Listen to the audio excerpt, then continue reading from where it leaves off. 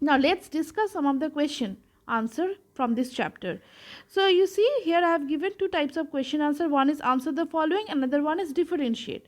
So the first question, how fast is the world's population growing? Now to write this answer, you have to write about these population trends. You see, I have written here.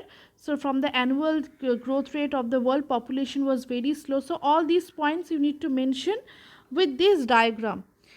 These slides, and from this slide, these two slides you have to write. You have to find out the points and then you need to write with the diagram. That is the answer of the first question.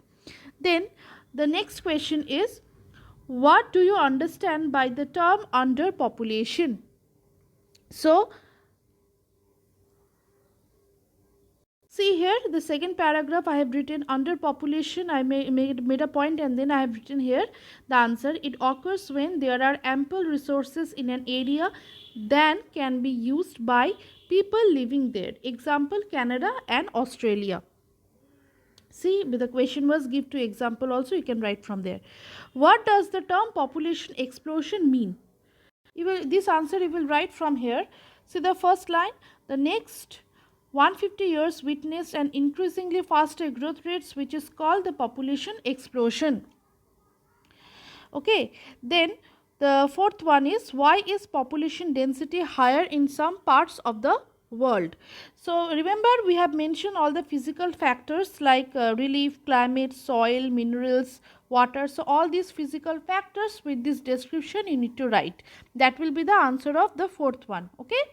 Now let's discuss differentiate question, population density and population growth. So see here population density description, it refers to the way people are spaced out over the earth's surface. The number of people living per unit area is population density. And population growth you will write here from here, it is a change in the number of people living in a particular area between 2 points of a time. It expressed in percentage. Okay, then immigrant and emigrant. See here the second last paragraph I have written, immigrants are people who arrive to live in another country, and immigrants are people who leave their home country to settle in another country. Then birth rate and death rate.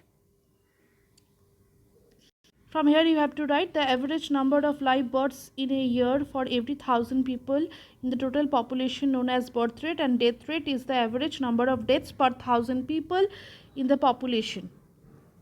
The last one, dependent and productive population. This answer you will write from here. People aged between 15 and 65 years are considered to be productive or working population, which is written in second last paragraph. And dependent population, people below 15 and above 65 years are considered to be dependent population. So these are all the question answers from this chapter, which is also given in your book. Remember you are in class 8, so you need to learn the chapter because inside questions going to come in the examination. And one more thing, in this time you will not have objective question like class 6 or 7. You will have structure question. Each question will carry 10 marks. Okay, so you have to attempt almost like 7 to 8 structure questions. Okay.